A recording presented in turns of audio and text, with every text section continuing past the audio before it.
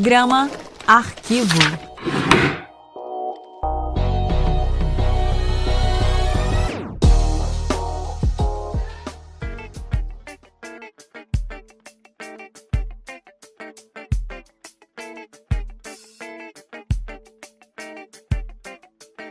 O Brasil não conhece o Brasil. O Brasil nunca foi ao Brasil. Bom dia, boa tarde ou boa noite, ouvinte e ouvinta do Grama. Eu sou Pedro e esse é o terceiro episódio do Arquivo Brasil, com Z.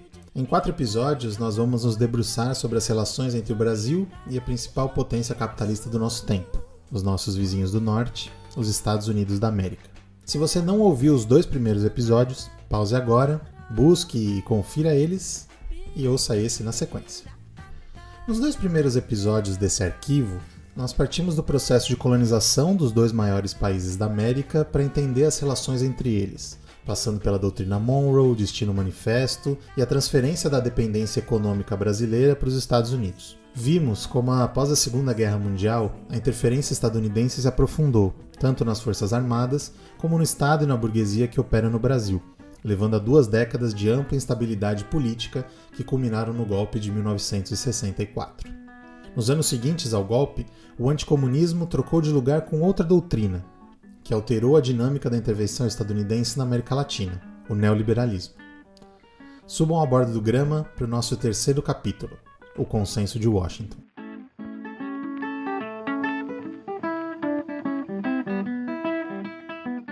A política externa do governo Castelo Branco caracterizou-se inicialmente pela descontinuidade da política externa independente do JK, do Jânio e do Jango. Isso porque havia a crença de que a Guerra Fria constituía o elemento central da história contemporânea. A situação mundial se encontrava, conforme esse pensamento, dividida em 2 blocos antagônicos, o mundo democrático e o mundo comunista. É bem curioso que uma ditadura se coloque do lado do mundo democrático, mas isso é parte do discurso deles, né? A mesma posição ideológica que causa o golpe é a que justifica a mudança da política externa.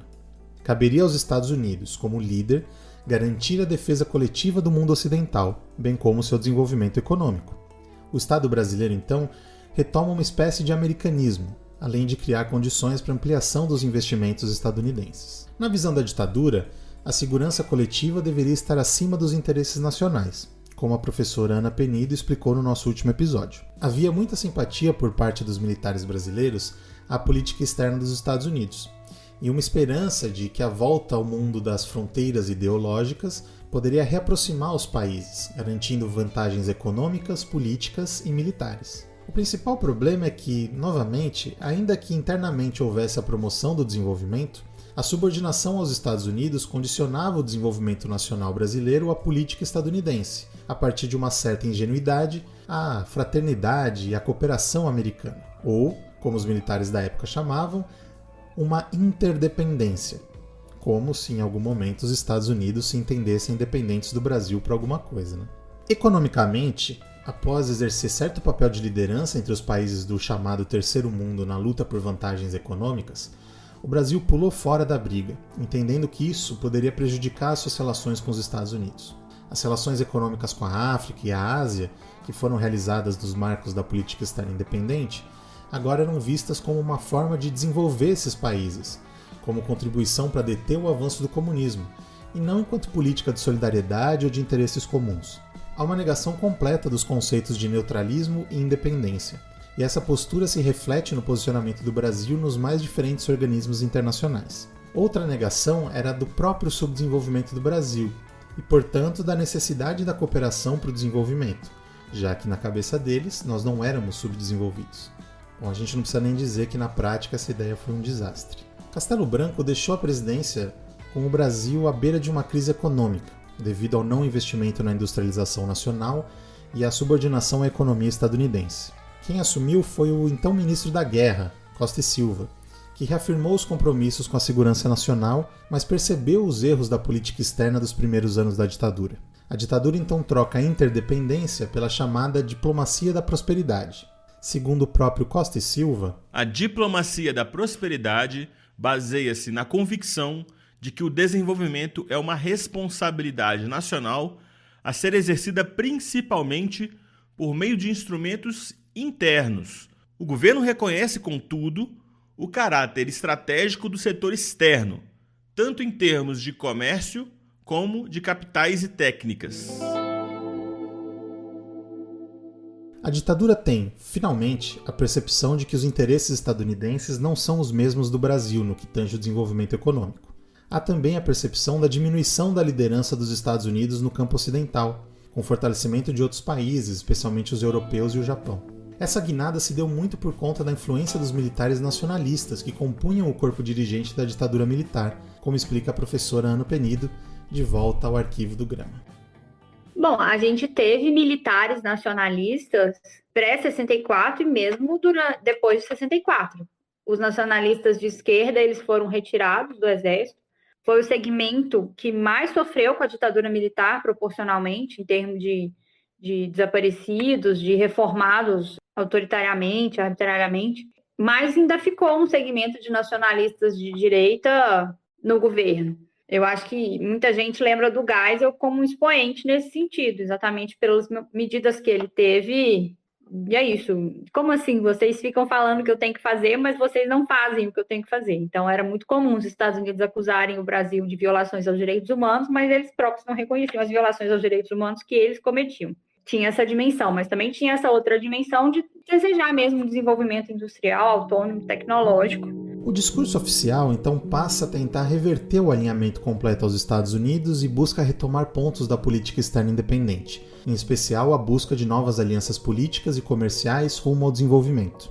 É retomado o discurso da necessidade de igualdade entre os comércios de países desenvolvidos e em desenvolvimento, e na segunda conferência da UNCTAD, o Brasil retomou a sua posição pré-golpe de 64, buscando que o comércio entre países em desenvolvimento não poderia ser olhado enquanto substituição ao comércio com países centrais, que a integração regional fosse vista como o método mais eficiente para a expansão do comércio dos países em desenvolvimento, e que os países industrializados e as instituições internacionais apoiassem os processos de industrialização e desenvolvimento dos países atrasados. Outro ponto de atrito foi o posicionamento favorável a um projeto nuclear nacional, em detrimento do Tratado de Não Proliferação Nuclear proposto pelos Estados Unidos e a União Soviética em 1968, que o Brasil não assinou, e viu esse tratado como neocolonialismo ideológico. O Brasil acaba por assinar o Tratado de Tlatelolco, que prevê o desenvolvimento de testes nucleares para fins pacíficos. Mostrando a consolidação da volta de uma política externa mais parecida com a política externa independente, o Brasil, inclusive, iniciou uma missão comercial com a Argélia e com Angola, dois países que tinham acabado de passar por uma revolução socialista, retomando o horizonte de parcerias com países em desenvolvimento. E essa é uma parte curiosa da história da ditadura brasileira. Enquanto o governo Costa e Silva é o responsável pelo aumento da repressão interna, que foi simbolizada no Ato Institucional número 5, em 1968, na política externa é sob o seu governo que o Brasil volta a ter um papel progressista no cenário internacional, fortalecendo a construção histórica de uma doutrina de política externa com características mais amplas, inclusivas e pró-desenvolvimento, que está totalmente negada pelo Brasil atual. Mas isso nós vamos conversar no próximo episódio. Enquanto o Brasil remodelava sua política externa, os Estados Unidos viviam uma das piores crises da sua história. A crise do petróleo, iniciada em 1973, coloca o capitalismo unipolar em xeque. O modelo da Guerra Fria não funcionava mais, e o capital precisava se reorganizar em uma nova agenda política, econômica e social. A resposta capitalista à crise envolvia duas ideias essenciais: a diminuição do Estado na economia e o aumento da repressão social. A união desses dois fatores faz nascer o neoliberalismo. A ideologia neoliberal veio para romper os paradigmas da social-democracia europeia ou do nacional-desenvolvimentismo. Seus pontos centrais envolviam a abertura dos mercados, a diminuição do papel dos estados nacionais na economia, a flexibilização dos direitos trabalhistas, o combate aos sindicatos e a repressão às lutas sociais, a implementação de democracias liberais e, na adaptação latino-americana dessa teoria, o reforço do papel extrativista e agroexportador da região na divisão internacional do trabalho. Economicamente, o neoliberalismo na América Latina se concentrou em duas linhas gerais básicas e complementares: privatizar empresas estatais e serviços públicos, por um lado, e, por outro, desregulamentar ou criar novas regulamentações, um novo quadro legal que diminuísse a interferência dos poderes públicos sobre os empreendimentos privados. O papel do Estado seria então o da repressão aos dominados, em especial dos trabalhadores, e a garantia da segurança das empresas e da propriedade privada, através de meios legais e da transferência de recursos financeiros, que acabavam sendo adquiridos via dívidas e relações construídas em organizações financeiras internacionais como o FMI, o Fundo Monetário Internacional. Ao fim dos anos 70, líderes partidários alinhados com programas neoliberais conquistaram governos de importantes países. Em 79, Margaret Thatcher, na Inglaterra. Em 80, Reagan, nos Estados Unidos. Em 82, Helmut Kohl, na Alemanha. A rigor, porém, as primeiras grandes experiências de ajuste neoliberal foram ensaiadas na América Latina. Em 73, no Chile, com Pinochet. Em 76, na Argentina, com o general Videla e o Ministério de Martínez de Ros. Nos anos 80, os programas neoliberais de ajuste econômico foram impostos a países latino-americanos como condição para a renegociação de suas dívidas. Daí se passou à vigilância e ao efetivo gerenciamento das economias locais pelo Banco Mundial e pelo FMI. Em 85, na Bolívia. Em 88, no México, com Salinas de Gortari. Em 89, novamente Argentina, dessa vez com Menem. Em 89, na Venezuela, com Carlos Andrés Pérez. Em 90, com Fujimori, no Peru. E desde 1989, o Brasil, de Collor a Fernando Henrique Cardoso. A consolidação do modelo neoliberal no centro do capitalismo mundial durante a década de 1980 dita uma nova etapa no capitalismo mundial, a da integração neoliberal das economias capitalistas, processo que normalmente se define como globalização, marco desse novo estágio da hegemonia do capital. O modelo aplicado na América Latina é uma adaptação da teoria neoliberal, dirigida politicamente não somente contra o estado de bem-estar ou um projeto desenvolvimentista nacional, mas visando o desmantelamento das organizações sociais, em especial aquelas que surgiram em oposição às ditaduras militares que assolaram o continente nas décadas de 60 e 70. A política neoliberal para a América Latina é aplicada a partir de duas fases de articulação da região na economia mundial. A primeira nos anos 1980, quando os Estados Unidos, mergulhados na sua crise de longo prazo, drenaram os excedentes da economia mundial e não ofereceram nenhum tipo de reorganização da divisão do trabalho ou projeto de desenvolvimento para a região. E a segunda, que se estabelece no início dos anos 1990, quando os Estados Unidos se organizam para um novo ciclo expansivo e botam à frente um novo projeto de inserção internacional para a América Latina. Em 1989, uma reunião convocada pelo Institute for International Economics reuniu na capital estadunidense membros do governo daquele país, dos organismos financeiros internacionais, notadamente o Banco Interamericano de Desenvolvimento, o BID, o Banco Mundial e o Fundo Monetário Internacional, o FMI, e diversos economistas latino-americanos, principalmente os da chamada Escola de Chicago. O encontro, intitulado Latin American Adjustment, How Much Has Happened, ou O Ajuste Latino-Americano, Quanto Disso Aconteceu, teve como objetivo avaliar e propor modelos de implementação das políticas neoliberais. Embora sem possuir um caráter oficial e deliberativo, dessa reunião foi formulada uma doutrina, pensada e aplicada pelas organizações financeiras internacionais e pelos Estados Unidos, através de políticas em toda a América Latina. Essa doutrina ficou conhecida como Consenso de Washington. O cientista político e membro do Transnational Institute e do coletivo Vigência, Gonzalo Berron, vem ao Grama e nos explica o que essa agenda significava para o nosso continente. Então, o Consenso de Washington para a América Latina é um pouco o que aconteceu aqui nos anos 90, né? Foi a abertura das nossas economias, a desregulação de muitos campos de atividade produtiva, serviços, a abertura para investimentos de fora, as privatizações. Esse é o famoso pacote do Consenso de Washington, o que nós conhecemos como neoliberalismo. Então, isso aí, o que produziu foi uma crescente estrangerização das nossas economias. Em muitos casos, significou a destruição das nossas estruturas produtivas, né? Porque as indústrias faliram, ou porque elas foram privatizadas, muitas das que dependiam da atividade do Estado. Significou a flexibilização laboral, a perda de direitos sociais. Então, em definitiva, um profundo empobrecimento e estrangeirização geral das nossas economias, que, sob a lógica de abertura para o mundo, foi uma abertura cuja estrutura e sociedades aqui da região não aguentaram. Então, as consequências foram muito tristes. Todo o processo que vocês sabem que aconteceu aqui, de privatizações, perda de direitos sociais, laborais, desregulação de todas as práticas econômicas, abertura da economia, é isso que significou o Consenso de Washington para a nossa região. Foram 10 as áreas debatidas e que conformam o programa do Consenso de Washington: disciplina fiscal, priorização dos gastos públicos, reforma tributária, liberalização financeira, regime cambial, liberalização comercial, investimento direto estrangeiro, privatização, desregulação e propriedade intelectual. Dentro desse projeto de aplicação, um ponto fundamental da política neoliberal para a América Latina é a continuidade de uma das bases da dependência econômica que foram submetidos os países latino-americanos, a dívida externa. A renegociação e o pagamento da dívida externa são postos como centrais para o desenvolvimento econômico.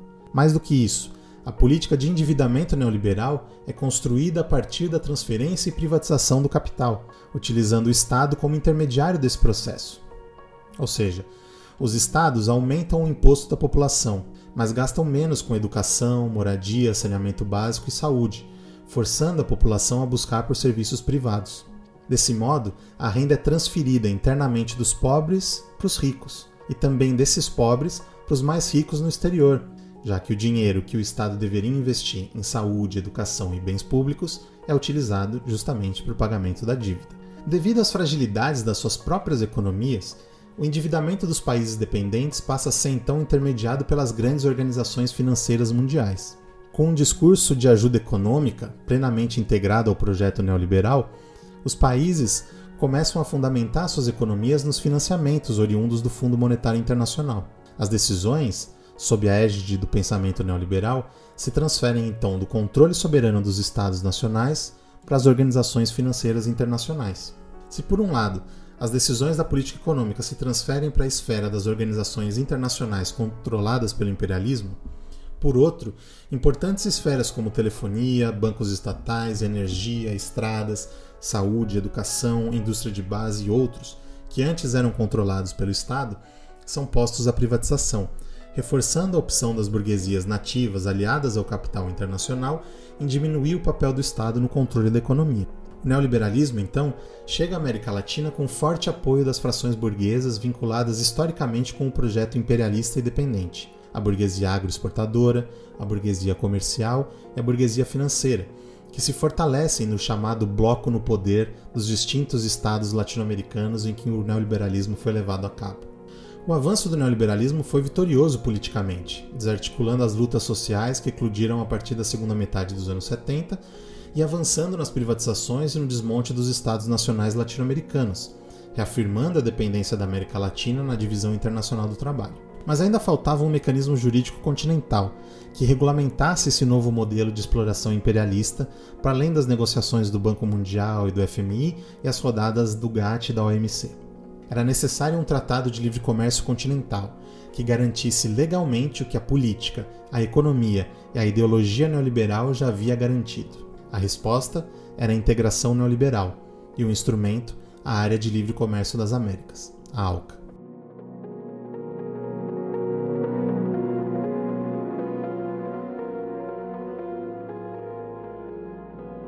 É bom reforçar que tentativas de integração na América Latina não eram novidades. Desde os congressos pan-americanos de Simón Bolívar até a proposta da OPA, o ideal da integração apareceu por várias vezes na política latino-americana. Como nós falamos no último episódio, mesmo derrotada politicamente, a OPA, a Operação Pan-Americana, contribuiu para a adoção de um leque mais sofisticado de políticas estadunidenses em relação à América Latina. Foi através disso que se criou o Banco Interamericano de Desenvolvimento e a Aliança para o Progresso. Um outro fruto dessa movimentação foi a Aliança Latino-Americana de Livre Comércio, a ALAUC. A ALAUC foi criada em 1960 através do Tratado de Montevidéu e previa a constituição, já naquele mesmo ano, de uma área de livre comércio e circulação de bens. Ainda que houvessem avanços, como a assinatura do Pacto Andino em 1969, a ALAUC pouco contribuía para ser um verdadeiro processo de integração, devido às suas fragilidades jurídicas, não sendo interessante, então, aos Estados-membros um maior avanço sob seus marcos. Assim, em 1980, também em Montevidéu, se firmou um tratado que substituía o de 1960 e instituía a Associação Latino-Americana de Integração, a ALADI. A Guerra das Malvinas, em 1982, aproximou as duas principais potências regionais sul-americanas. Brasil e Argentina, que viviam sob ditaduras militares naquela época, se aproximaram por conta do conflito. Essa aproximação, motivada pelo apoio brasileiro aos argentinos, sinalizava a possibilidade de maiores iniciativas de integração e cooperação. Foi no âmbito da ALADI que, em 26 de março de 1991, Argentina, Brasil, Paraguai e Uruguai assinaram o Tratado de Assunção, que criou o Mercado Comum do Sul, o Mercosul. Por mais que os países latino-americanos, em especial os do chamado Cone Sul, buscassem consolidar a integração regional como espaço alternativo de barganha econômica, nenhuma dessas iniciativas incluía a grande potência do continente americano, os Estados Unidos, enquanto protagonista dessa integração.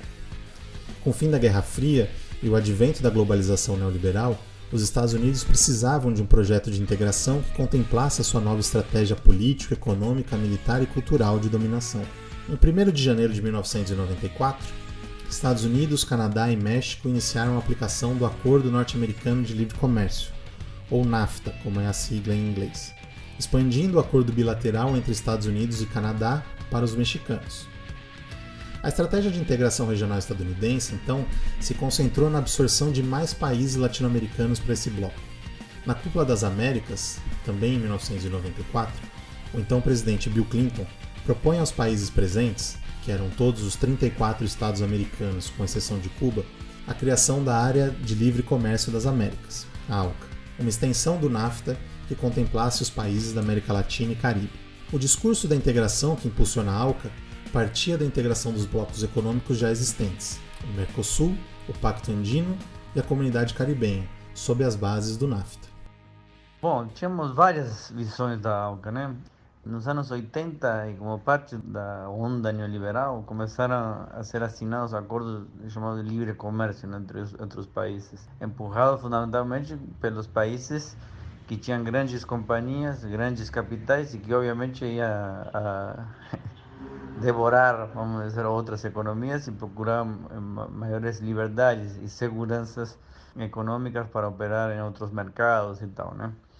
Então, a ALCA, por um lado, tinha essa perspectiva, né, de criar uma grande zona de livre comércio para as Américas todas, né? Era no auge, né, da hegemonia, do unilateralismo americano depois da Guerra Fria, e eles enxergaram esse momento como um momento ideal, né, de muita força para, de um golpe só, abocanhar todo o mercado da América Latina, né, e o Caribe.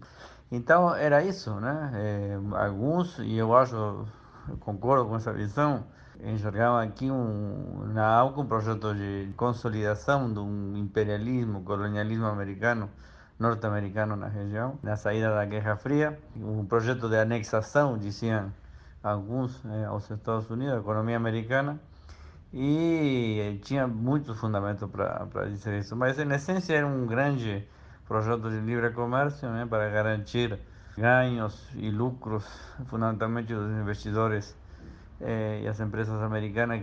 Claro, no contexto da história da América Latina e do peso que os Estados Unidos tiveram na região, era fácil entender que tratava-se de uma continuação pós-Guerra Fria, do tipo de domínio, né, que os Estados Unidos tiveram na região através da OEA, do sistema interamericano e outros na nossa região. Então, nesse sentido, efetivamente era um projeto de anexação. Analisando os grupos de negociação e os comitês, se pode ter uma ideia da proposta geral da ALCA. Centralmente, os reflexos para os países latino-americanos seriam devastadores. Ao diminuir o protecionismo legal de cada país, ao mesmo tempo que dá vantagens às grandes empresas multinacionais, a ALCA reforçaria ainda mais o papel da América Latina enquanto produtora de bens primários e compradora de produtos de maior valor agregado. O desenvolvimento industrial e tecnológico dos países de economia mais frágil estaria extremamente comprometido, devido à ingerência da legislação da ALCA e à entrada cada vez maior de empresas já consolidadas, com melhores condições de concorrência, tanto na exportação de seus produtos, quanto na transferência de sua produção aos países menos desenvolvidos, aproveitando assim vantagens fiscais e o preço menor de mão de obra. Assim, o ideal nacional desenvolvimentista seria esquecido, dando lugar à livre concorrência entre economias díspares e com distintas condições de competitividade, beneficiando, além das grandes empresas, os países mais ricos e estruturados. E aqui no nosso caso, vocês já sabem quem são, né?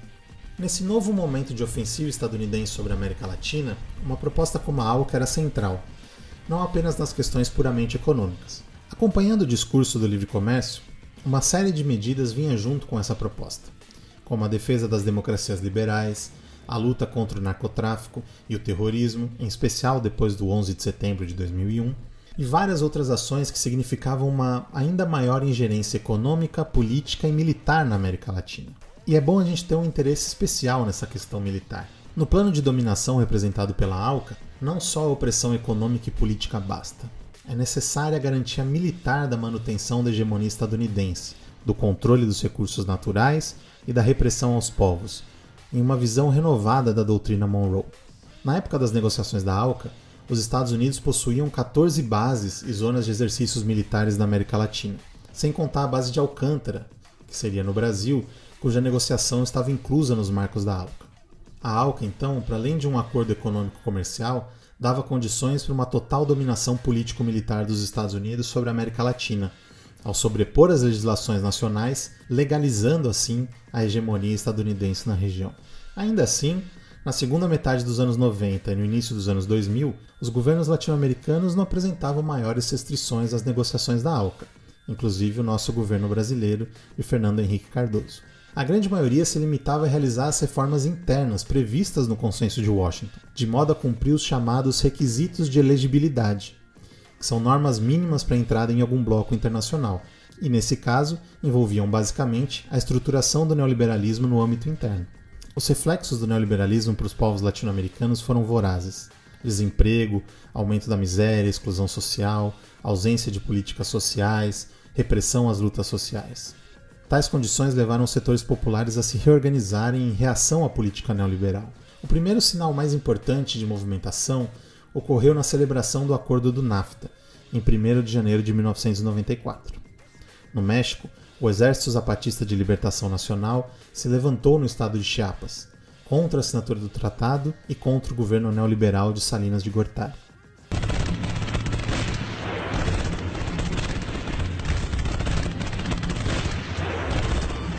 El Ejército Zapatista de Liberación Nacional estaba conformado por cuadros de la izquierda radical que habían logrado construir una base social en comunidades indígenas muy pobres de Chiapas.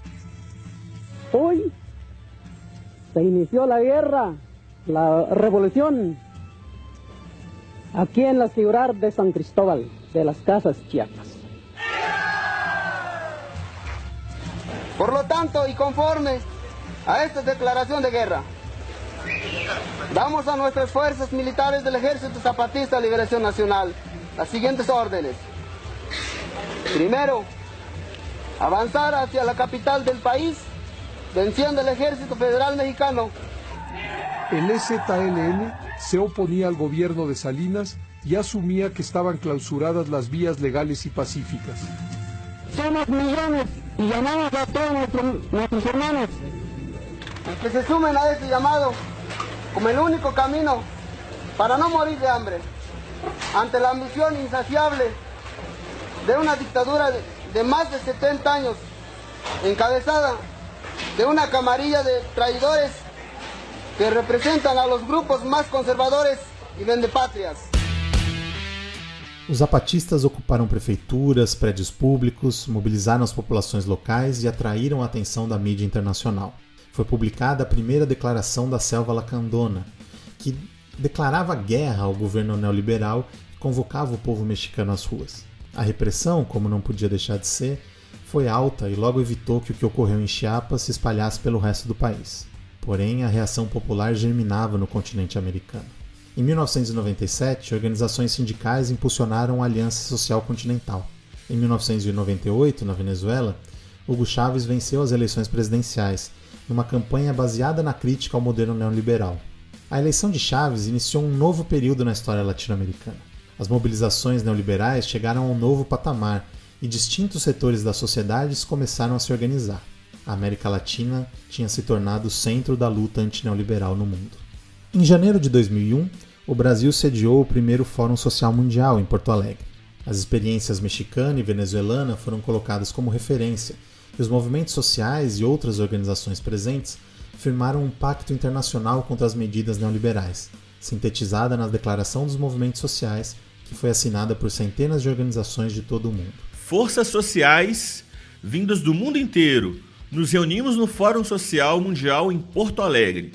Sindicatos e ONGs, movimentos e organizações, intelectuais e artistas, construímos juntos uma grande aliança para criar uma nova sociedade, diferente da lógica atual que coloca o mercado e o dinheiro como a única medida do valor.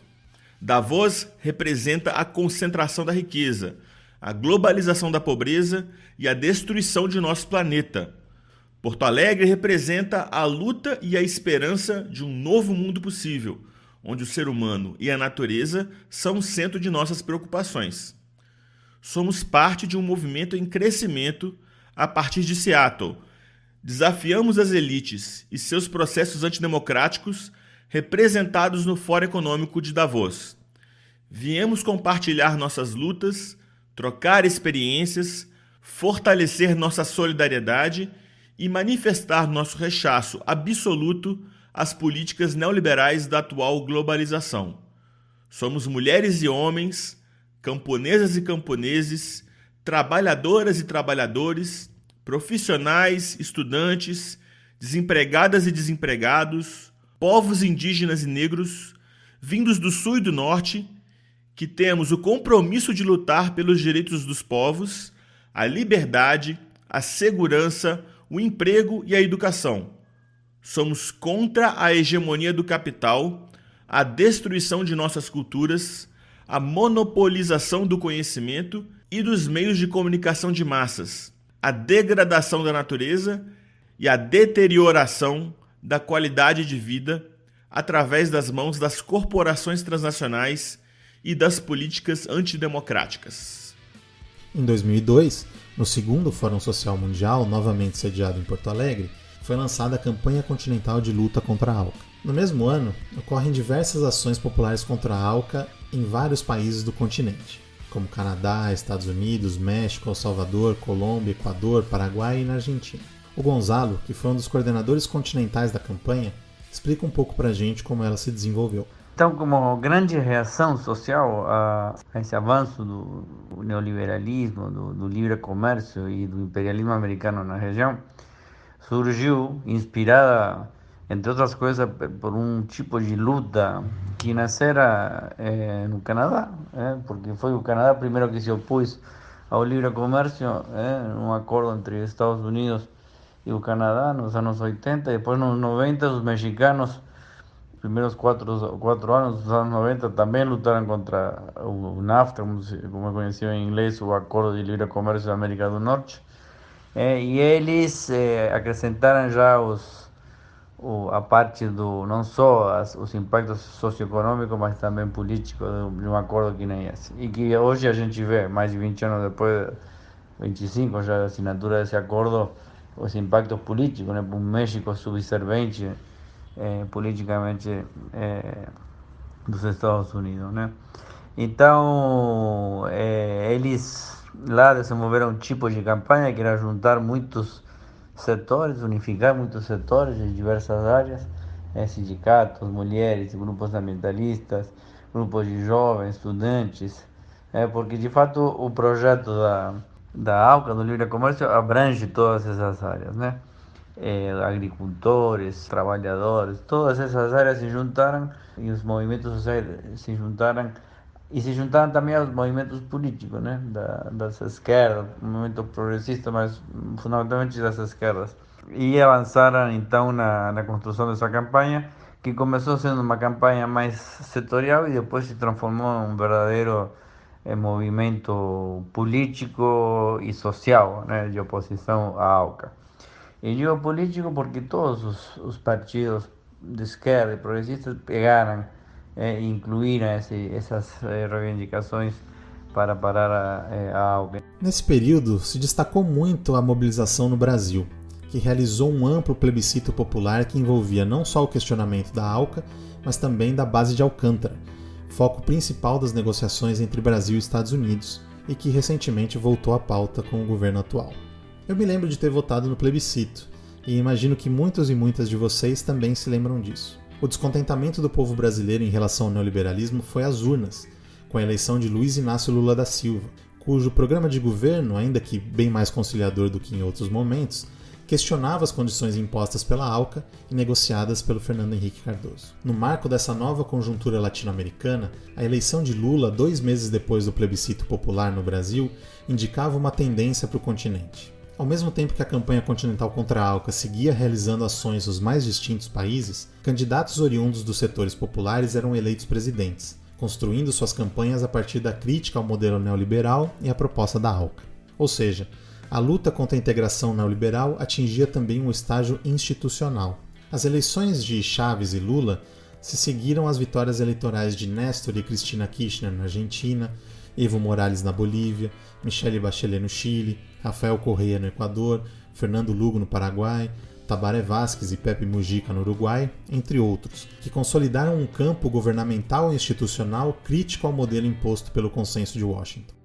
Então aí a gente vê como essa retroalimentação entre o social e o político é fundamental, e sobretudo desde a esquerda, né? E foi isso que aconteceu, um ponto tal que depois na onda do ciclo progressista todos eles se alinharam nesse questionamento à AUCA. O faziam obviamente com uma lógica mais de governo, mas o fizeram também, e foi isso em definitiva o que levou a que vários desses governos progressistas se opuseram à AUCA em Mar del Plata, né, famoso novembro de 2005.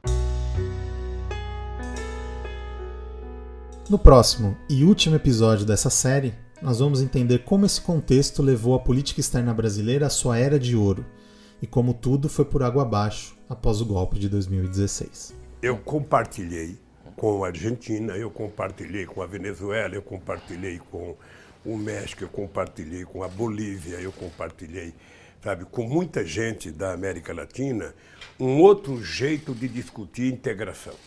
Por isso é que nós nos juntamos para romper com a ideia da AUCA, porque a AUCA era uma ideia dos Estados Unidos, que tinha como objetivo, fazer um grande acordo com o Brasil e sufocar o restante dos países de economia mais fraca. Então, nós tratamos de fortalecer o Mercosul para poder romper com a AUCA. E rompemos em Mar del Plata com a presença do Bush na reunião, para a gente dizer que a gente queria criar um sistema latino-americano de desenvolvimento. Nós queríamos criar um grupo econômico que pudesse negociar com a União Europeia, que pudesse negociar com os asiáticos, que pudesse negociar com o próprio Estados Unidos enquanto grupo, porque nós éramos um monte de países fracos, mas juntos a gente poderia ficar mais forte. Eram quase 460 milhões, de habitantes. E isso foi uma coisa extraordinária. Acho que foi o melhor momento da América Latina. Este episódio do Grama Arquivo Brasil foi escrito e apresentado por mim, Pedro Boca, e editado por Amélia Gomes. As locuções complementares nesse episódio foram feitas por Marcelo Pereira. Utilizamos, entre outras fontes, o livro História da Política Exterior do Brasil, de Amado Servo e Clodoaldo Bueno, e o texto O Consenso de Washington, a visão neoliberal dos problemas latino-americanos, do embaixador Paulo Nogueira Batista. Nesse episódio, contamos novamente com a participação da professora Ana Penido e de Gonzalo Berron. As músicas e sonoras utilizadas no episódio estão disponíveis no post no nosso site, www.grama.com.br. Siga o Grama nas redes sociais e colabore sendo nosso parceiro no Padrim ou no PicPay. É só procurar por Grama Podcast e contribuir para que sigamos o nosso trabalho. Nos ouvimos em 2 semanas, no último episódio dessa série. Até mais!